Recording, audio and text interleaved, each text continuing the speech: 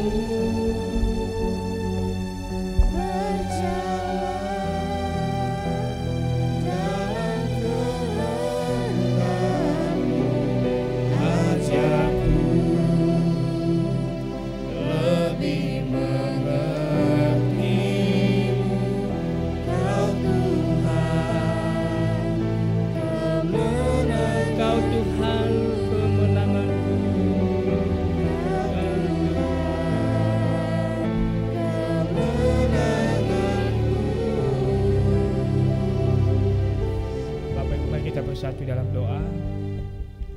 Tuhan, seperti pujian ini, Engkau adalah pribadi kemenangan di dalam hidup kami.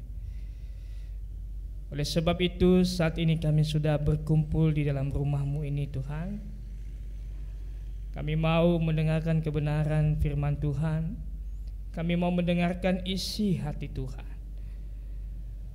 Siapkan hati dan pikiran kami, Tuhan, berikan ketenangan bagi kami, sehingga kami pun pulang dari tempat ini, kami boleh membawa kebenaran firman ini dan menjadi pelaku di dalam setiap kehidupan kami.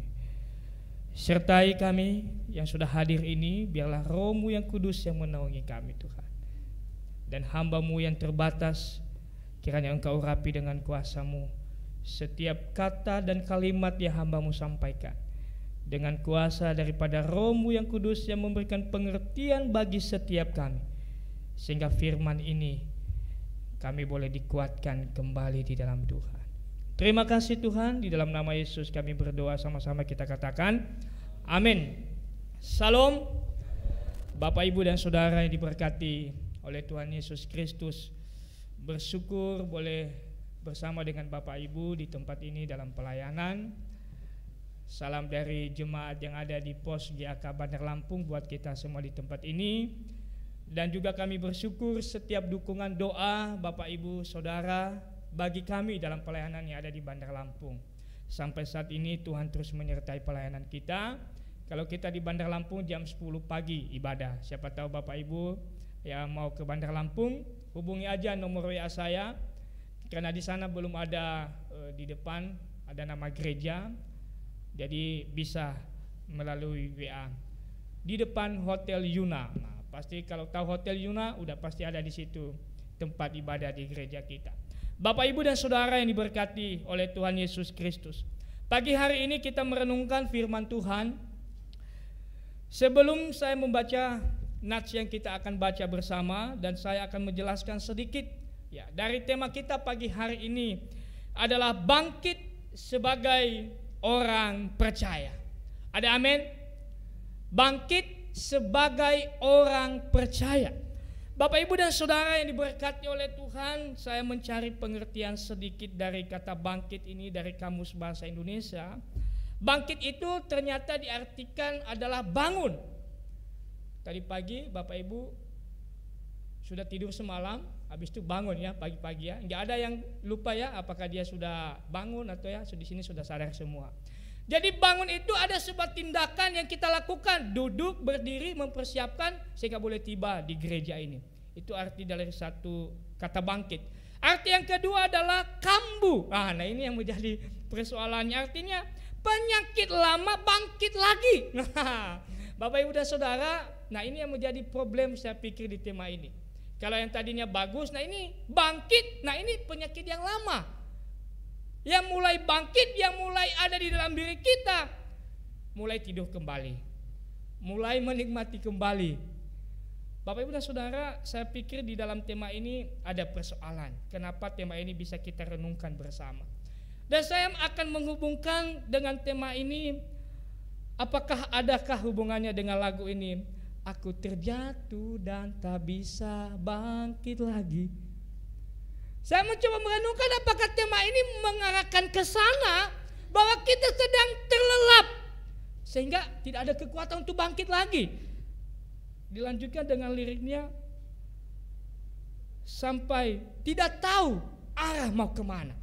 Nah, Bapak Ibu dan Saudara, kalau tadi bangkit, bangun artinya kita tahu arahnya mau kemana kita. Oh, aku mau ke gereja.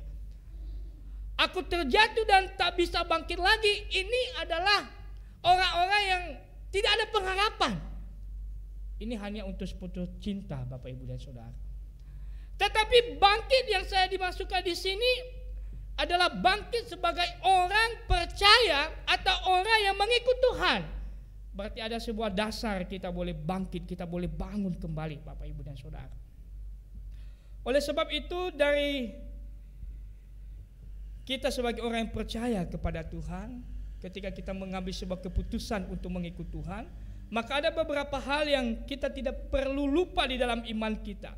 Yaitu Tuhan Yesus yang kita imani adalah Dia lahir di dalam dunia ini, Dia juga mati, Dia juga bangkit, Dia naik ke surga, dan sebentar lagi Dia akan datang kembali.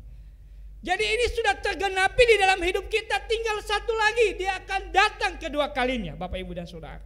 Sehingga iman kita kepada Tuhan bukan iman yang sia-sia, bukan iman yang tidur, bukan iman yang redup, tetapi iman yang bangkit, iman yang bangun. Bapak Ibu dan Saudara, mari kita membaca Wahyu pasal 3 ayat 1 sampai dengan ayat yang ke-6.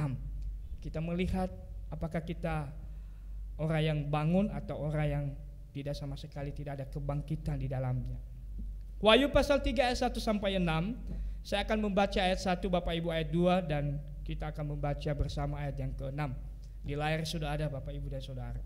Wahyu pasal 3 ayat 1. Dan tuliskanlah kepada malaikat jemaat di Sardis, inilah firman Dia yang memiliki ketujuh roh Allah dan ketujuh bintang itu. Aku tahu segala pekerjaanmu, engkau dikatakan hidup padahal engkau mati.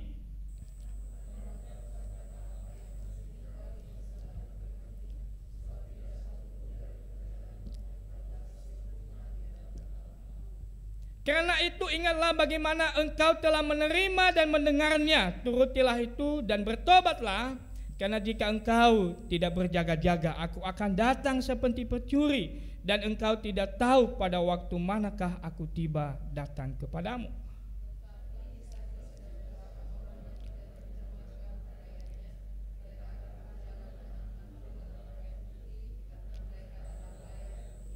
Barang siapa menang, ia akan dikenakan pakaian putih yang demikian. Aku tidak akan menghapus namanya dari kitab kehidupan, melainkan aku akan mengaku namanya di hadapan Bapa-Ku dan di hadapan para malaikatnya sama-sama. Siapa bertelinga, hendaklah ia mendengarkan apa yang dikatakan Roh kepada jemaat. Bapak, Ibu dan Saudara yang diberkati oleh Tuhan, ada 7 jemaat, 7 gereja yang menerima firman Tuhan ini, dan ada 2 gereja yang dipuji oleh Tuhan, dan yang lainnya adalah Tuhan menegur gereja itu. Dari teks yang kita baca ini secara khusus, jemaat Sardis yang menerima firman Tuhan ini, yang pertama kalau kita melihat bahwa Allah terlebih dahulu memperkenalkan siapa dirinya. Allah terlebih dahulu memperkenalkan siapa dirinya sesungguhnya kepada jemaat yang ada di Sardis itu.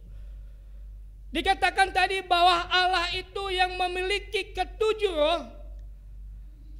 Berarti Allah sedang memperkenalkan dirinya, berarti Dia pribadi yang berdaulat, Dia pribadi yang maha tahu, Dia pribadi yang melihat segala sesuatu yang sedang terjadi di jemaat yang ada di Sardis. Artinya bahwa pribadi Allah adalah pribadi yang melihat dengan mutlak sesuatu yang sedang terjadi di tengah-tengah jemaat yang ada di Sardis. Ketika Allah memperkenalkan dirinya, berarti Dia menunjukkan bahwa jemaat yang ada di Sardis itu adalah milik daripadanya. Maka sebagai Allah, sebagai Bapa yang memiliki jemaat yang ada di Sardis, Dia berhak untuk melihat, mengamati, menyelidiki, mensingkapi setiap peristiwa yang sedang terjadi di tengah-tengah jemaat itu. Bapak, Ibu dan Saudara yang diberkati oleh Tuhan Yesus Kristus. Roh Tuhan itu menjelaskan juga kepada kita bahwa Dia pribadi yang memiliki segala pengetahuan, segala hikmat, segala keperkasaan, sehingga Dia bisa mengenal dan bisa tahu siapa saya dan siapa dan saudara. Oleh sebab itu Bapak Ibu dan saudara yang diberkati oleh Tuhan Yesus Kristus, kalau kita sudah mengenal pribadi Allah yang kita kenal, bahwa Dia Allah yang Maha Tahu, Dia Allah yang tidak ada tersembunyi di matanya. Setiap langkah hidup saya dan langkah hidup kita semuanya, maka sesungguhnya kita ada rasa takut, rasa hormat, rasa kita menyesali setiap perbuatan kita. Karena di mata Allah, di mata pribadi yang kita percaya itu, tidak ada yang tersembunyi, tidak ada yang tertutupi, tidak ada yang Dia tidak tahu apa yang terjadi dalam hidup kita. Oleh sebab itu, ketujuh jemaat, salah satu jemaat yang ada di Sardis, dia menunjukkan bahwa Dia adalah pemimpin, kepala dari seluruh jemaat itu. Dia adalah pemilik dari seluruh jemaat itu. Artinya bahwa Dia mau menjelaskan kepada orang-orang yang ada di Sardis bahwa kalian bukan memimpin atau memiliki hidup itu sendiri, tetapi akulah yang mempunyai atau yang menggembalakan, yang memimpin kehidupan kalian, sehingga aku layak melihat setiap keadaan kalian. Oleh sebab itu Bapak Ibu dan saudara yang diberkati oleh Tuhan, bangkit sebagai orang percaya. Salah satu tanda bagi kita, tanda kebanggaan bagi kita, bahwa aku punya Tuhan yang Maha tahu seluruh kehidupanku. Sehingga kita bangkit pun kita sudah memiliki jaminan yang pasti. Kita bangun, kita berdiri, kita beraktivitas, kita memulai hidup baru pun ada satu pribadi yang melihat, yang mengamati, bahkan memberikan kekuatan kepada saya dan saudara. Ada tujuan yang jelas kenapa kita harus bangkit sebagai orang percaya kepada Tuhan. Jadi kita tidak hanya berkata percaya saja Bapak Ibu dan saudara, tetapi kita tidak mengerti arah kepercayaan kita kemana. Tapi pagi hari ini saya menjelaskan bahwa kita memiliki arah kepercayaan yang pasti di dalam Tuhan Yesus Kristus, yang tidak terbatas kuasanya, sehingga kita ada gairah, ada kebangkitan kembali. Yang tadinya kita sudah redup, sudah bangun, sudah terlelap, maka kita melihat arah yang lebih pasti. Kalaupun kita melihat di tengah-tengah dunia ini sampai Jokowi berkata ini ke depan sudah gelap, Bapak Ibu ya, tetapi kita punya Allah yang tidak akan memberikan pengertian, pemahaman, melihat sesuatu ke depan. Tidak ada yang Dia tidak bisa melihat. Tapi kita punya Allah. Manusia boleh berkata gelap, tapi kita punya Tuhan yang tidak ada membatasi segala kuasanya. Amin Bapak Ibu. Oleh sebab itu Tuhan menilai apa yang sedang terjadi di jemaat yang ada di Sardis. Di ayat yang pertama 1b dikatakan, aku tahu segala pekerjaanmu. Engkau dikatakan hidup padahal engkau mati. Bapak Ibu dan saudara, karena Dia Allah yang maha melihat tadi, Dia Allah yang maha tahu tadi, maka Dia layak untuk memberikan sebuah teguran, sebuah peringatan, koreksian terhadap jemaat yang ada di Sardis. Bapak Ibu dan saudara, firman Tuhan hari ini memang menegur kita Bapak Ibu. Saya di Pos Bandar Lampung, saya sudah pernah khotbah tentang perpuluhan. Minggu depan ibu itu enggak datang ibadah. Sampai sekarang enggak datang beribadah. Dia enggak senang dengan perpuluhan. Waduh, gue bilang, bagaimana ini kalau kita menegur orang di depan mimbar, minggu depan enggak datang lagi. Tapi Bapak Ibu ada di sini ditegur oleh Tuhan, tidak ada yang membuat aduh, kok Tuhan menegur saya, justru senang. Benar Bapak Ibu ya. Jadi hari ini tidak berbicara berkat-berkat, hari ini ada teguran bagi kita. Tuhan berkata, aku tahu segala pekerjaanmu, aku tahu segala perbuatanmu, aku tahu segala apa yang kamu kerjakan. Engkau dikatakan hidup padahal engkau mati. Perhatian Tuhan yang Dia tunjukkan kepada jemaat yang ada di Sardis ini menjadi bagian saya dan bagian Bapak Ibu, bagian kita semua. Kalau Tuhan melemparkan pertanyaan ini, aku Aku tahu engkau pakai baju rapi, tapi engkau belum mandi. Aku tahu tujuanmu mau ke gereja, tapi pikiranmu tidak tenang. Bagaimana respon saya dan saudara ketika pertanyaan ini Tuhan berikan bagi kita? Tuhan tidak melihat aktivitas kerohanian yang ada di jemaat di Sardis ini, yang sungguh-sungguh di hadapan Allah mereka lakukan dengan penuh kesetiaan. Justru yang terjadi adalah mereka memegahkan diri, memuliakan diri mereka, sehingga mereka sudah kehilangan keseimbangan, Bapak, Ibu, dan Saudara. Para pemimpin sudah tidak lagi menegur dosa. Terjadi penyembahan berhala, terjadi perzinahan, sesuka hati mereka melakukan aktivitas-aktivitas rohani yang dilihat oleh orang itu bagus, yang dilihat oleh sesamanya itu baik, tapi Tuhan yang Maha Tahu, yang tidak ada yang tersembunyi baginya. Dia berkata, engkau sedang mati, sedang berjalan mati, bisa dikatakan mayat hidup. Bapak, Ibu, dan Saudara, kerohanian mereka sudah mati. Bukannya redup, ada yang sudah mati, ada juga sebagian nanti kita bahas yang sedang redup-redup. Kenapa, Bapak, Ibu, dan Saudara? Ternyata kota Sardis ini adalah kota yang sangat-sangat kaya, kota perekonomian yang begitu hebat, seperti pusat kota kita di Jakarta, Bapak, Ibu. Sehingga kenyamanan yang terjadi di kota ini, di dalam kota ini ada jemaat Sardis, membuat mereka sudah tidak lagi memiliki hidup yang berkenan, menghidupi kerohanian mereka. Mereka hanya menjalani hidup yang biasa-biasa saja, karena mereka sudah punya segala sesuatu. Di Sardis ini tidak ada diberitakan ada penyesatan, ya. Beda dengan penjelasan di jemaat-jemaat yang lain. Ini kenyamanan hidup yang membuat mereka mengalami kematian rohani. Aktivitas-aktivitas duniawi yang membuat mereka tidak ada gairah, tidak ada semangat, tidak bangun, tidak bangkit. Bahwa hidup ini adalah kesempatan Tuhan berikan. Sehingga inilah yang terjadi di tengah-tengah jemaat ini, Bapak, Ibu, dan Saudara. Jantung rohaninya para pemimpin sudah tidak berjalan lagi atau berhenti. Tidak ada lagi kasih di dalamnya, tidak ada lagi iman yang bekerja. Jiwa rohaninya sudah kosong. Tidak ada lagi harapan yang Tuhan lihat di tengah-tengah jemaat ini. Sehingga jemaat ini bisa menipu diri mereka sendiri. Dilihat orang reputasi mereka baik, memberi. Dilihat orang senyumnya, dilihat orang ramah, tetapi hati mereka sebenarnya tidak ada pegangan yang kuat. Hati mereka sebenarnya sedang kosong, tidak ada gairah kerohanian mereka.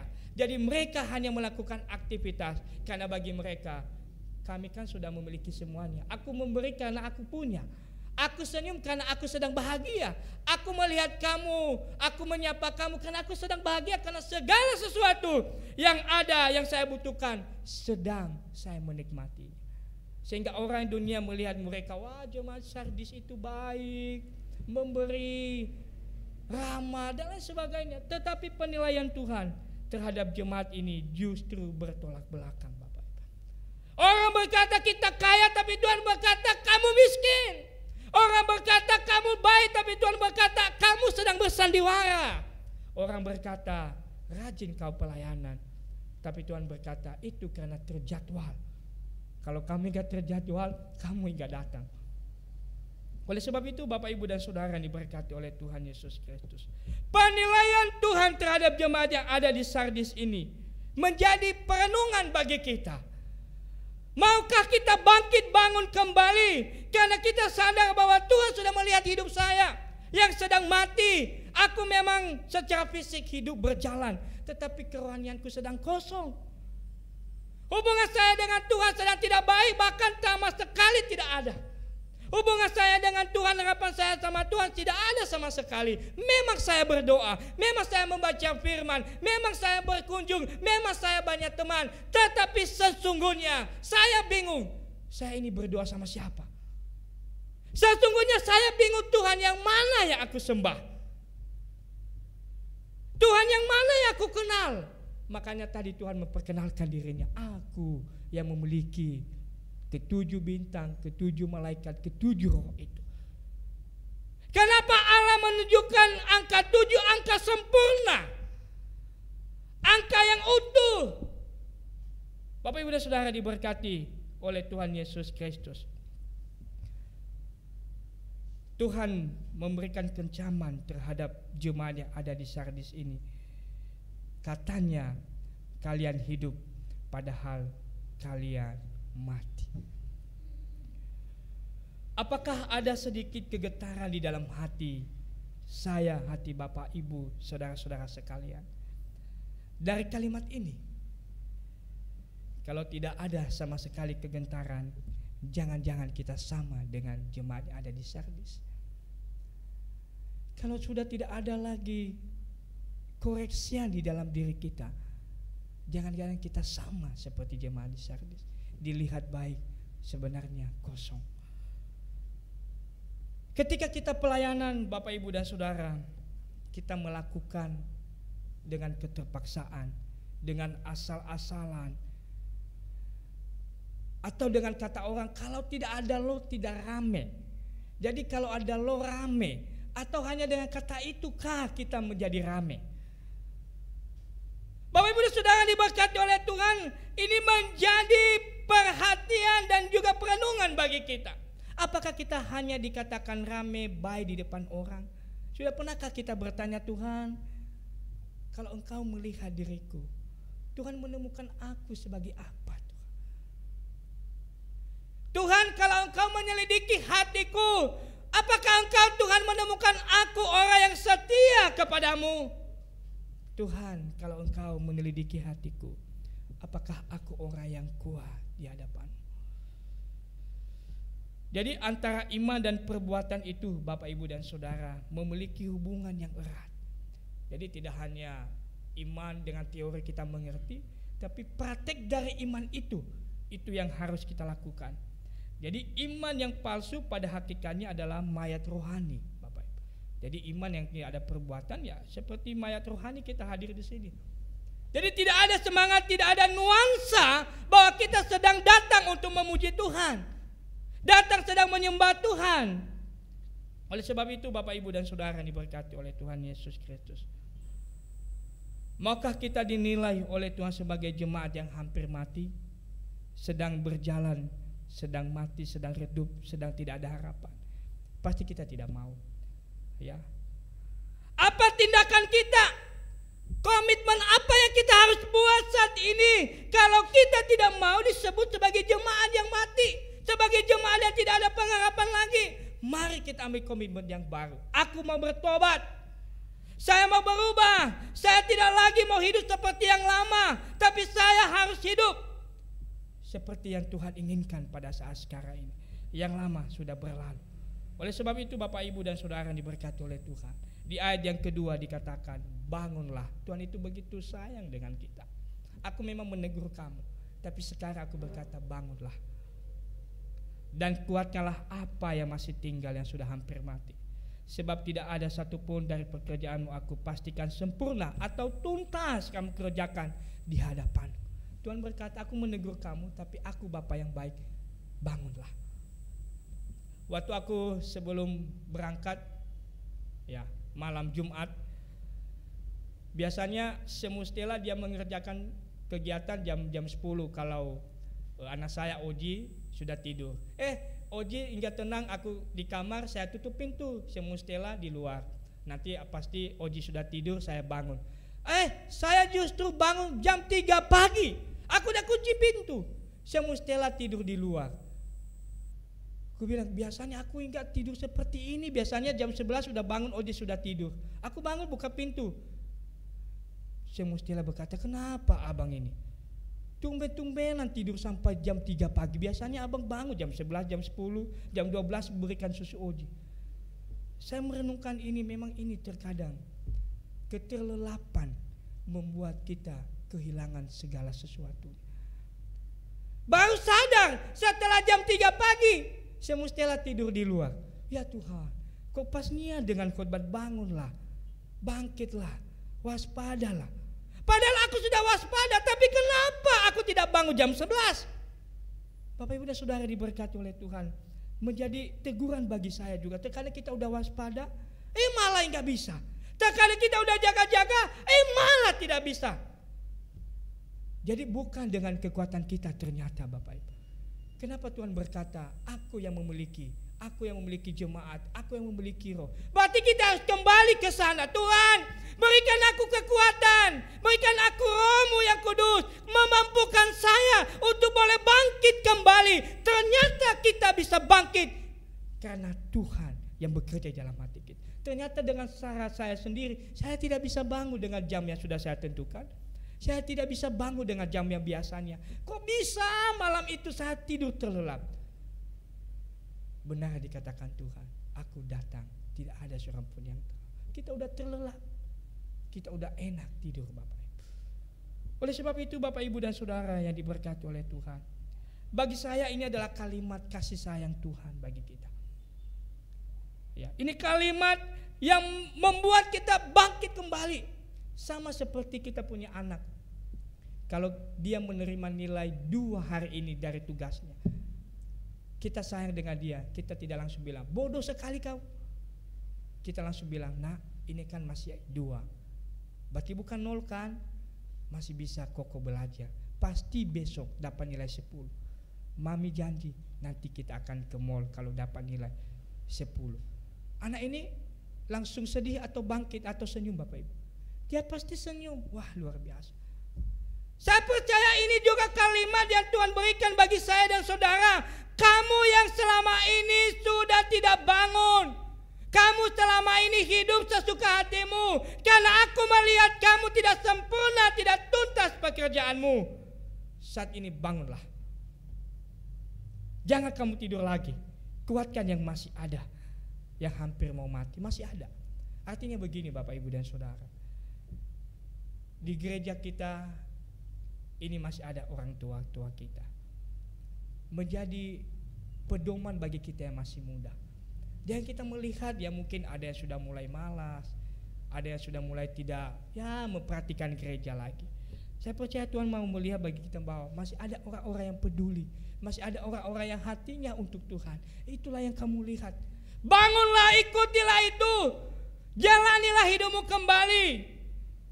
Oleh sebab itu Bapak Ibu dan Saudara yang diberkati oleh Tuhan Yesus Kristus, ayat yang keempat dikatakan, tetapi di Sardis ada beberapa orang yang tidak mencermakkan pakaiannya, mereka akan berjalan dengan aku dalam pakaian putih karena mereka adalah layak untuk itu. Artinya masih ada jemaat yang menjaga imannya, masih ada jemaat yang tidak menodai kehidupannya, masih ada jemaat yang setia.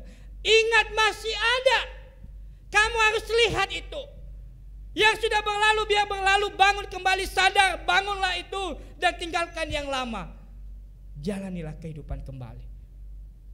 Bapak Ibu dan Saudara yang diberkati oleh Tuhan, ini artinya bahwa Tuhan mau memulihkan dan menghidupi hati yang sudah mati, hati yang tidak ada semangat, semangat yang sudah kendor. Lihat orang tua, lihat yang masih ada, lihat yang masih ranci. Tuhan mau memperlihatkan itu bagi kita bahwa aku tidak meninggalkan kalian. Sekalipun hanya 2-3 orang, 10-20 orang, mungkin jumlah banyak, tapi yang sudah sadar, bangkit kembali, cintai gerejamu, cintai gereja kita. Tuhan mau menghidupkan firman-Nya di dalam hati saya dan hati Bapak Ibu. Tuhan mau menanamkan lagi firman-Nya dengan kekuatan daripada Roh-Nya yang kudus, memberikan kemampuan pengertian bagi saya dan saudara. Tanpa Roh Kudus memberikan pengertian bagi kita, kita tidak akan bisa mampu memahami isi hati Tuhan. Saya percaya ini isi hati Tuhan pagi hari ini bagi kita. Gereja Anugerah Kristus yang ada di Palembang, masih ada yang setia, masih ada yang mau berkorban. Mari bangkit, bangunlah, sadarlah bahwa Tuhan sedang bekerja di dalam hidupmu. Yang mungkin selama ini engkau berkata sudah malas karena COVID, pagi ini datang saya khotbah, ada harus perubahan kembali. Aku harus bangkit.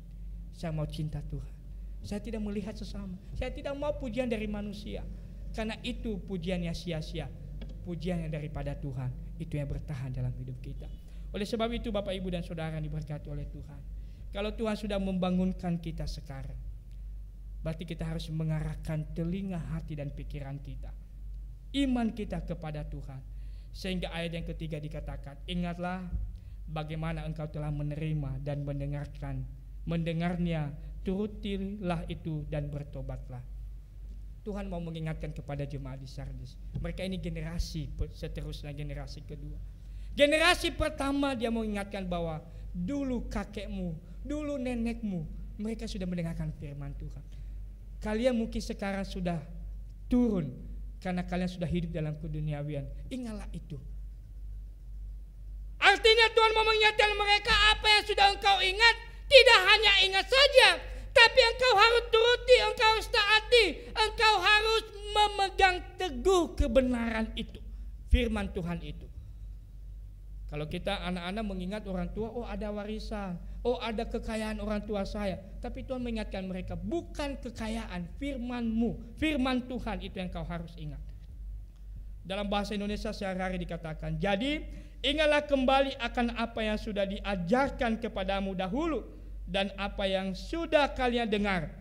Jadi kalau kalian tidak bangun, aku akan datang kepadamu seperti pencuri dan kalian tidak akan tahu kapan saatnya aku datang.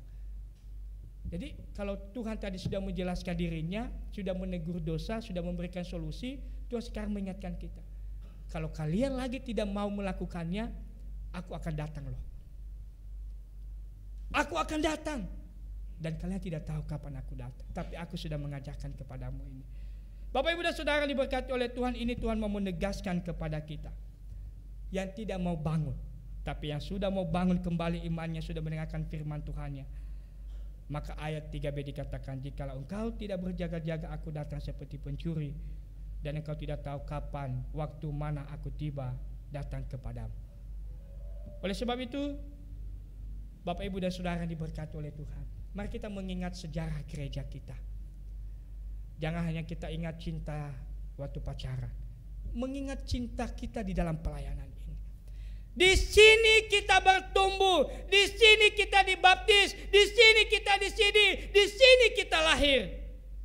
Apakah begitu sajakah kita meninggalkan pelayanan di tempat ini? Di sini kita hidup, di sini kita minum makan bersama. Apakah dengan waktu tertentu yang tidak sepakat sehati kita meninggalkan pelayanan ini? Bapak, Ibu dan Saudara diberkati oleh Tuhan, pelayanan kita yang ada di Bandar Lampung pun saya selalu menunjukkan kepada jemaat, bagi Bapak Ibu yang sudah setia di tempat ini, yang sudah dibaptis di tempat ini, jangan hanya datang dibaptis mendapatkan surat, habis itu pergi entah kemana. Tetapi biarlah tempat ini, ibadah ini, gereja ini, engkau dibaptis dan mengambil sebuah keputusan iman mengikut Tuhan. Kalau tidak ada komitmen baru di dalam hidup kita, Bapak, Ibu dan Saudara, Tuhan melihat kita kembali, kau mati dan aku datang, dan tidak ada yang tahu bagaimana hidup kita. Oleh sebab itu, akibat ketika kita mempertahankan iman kita di hadapan Tuhan. Ayat yang kelima, barang siapa menang, ia akan dikenakan pakaian putih yang demikian. Aku tidak akan menghapus namanya dari kitab kehidupan, melainkan aku akan mengaku namanya di hadapan Bapakku dan di hadapan para malaikat. Dia menunjukkan kepada kita bahwa ketika kita setia kembali dan bangun kembali kepada Tuhan, maka kita akan diberikan pakaian kemuliaan. Kita akan diberikan pakaian kemenangan. Dikatakan tadi, namamu tercatat di kitab kehidupan. Kan ini yang menjadi harapan kita, benar Bapak Ibu? Ya. Jadi tidak hanya nama kita tercatat di GAK Palembang, di surga, di buku kehidupan, nama kita tercatat di sana. Tapi ingat, Tuhan sudah tadi mewanti-wanti, jangan sampai hilang di tengah jalan, karena aku datang kedua kali.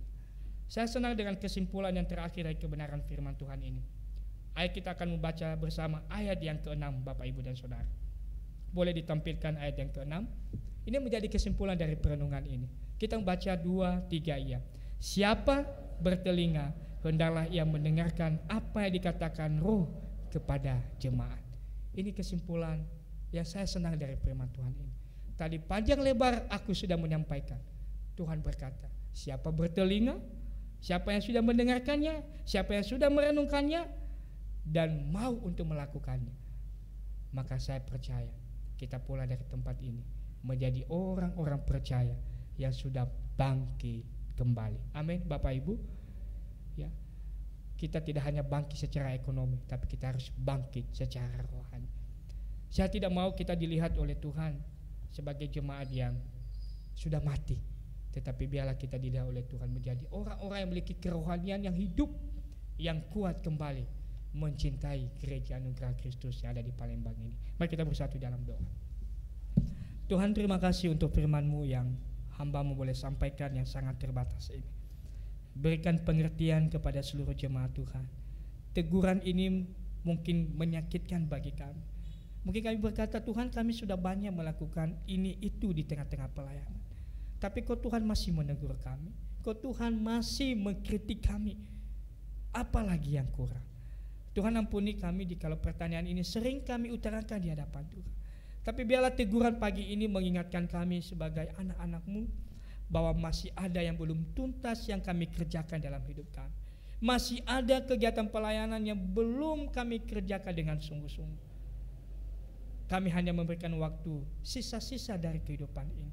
Tuhan, ampuni kami. Kami boleh bangkit kembali melihat Tuhan yang sudah memperkenalkan diri, Allah yang Maha Tahu, pribadi yang melihat dan tidak ada yang tersembunyi. Kami bangga punya Allah seperti Engkau, dan kami berkomitmen kami mau bangkit, bangun kembali sebagai orang-orang pemenang di dalam menjalani hidup ini. Dalam nama Yesus kami berdoa. Amin.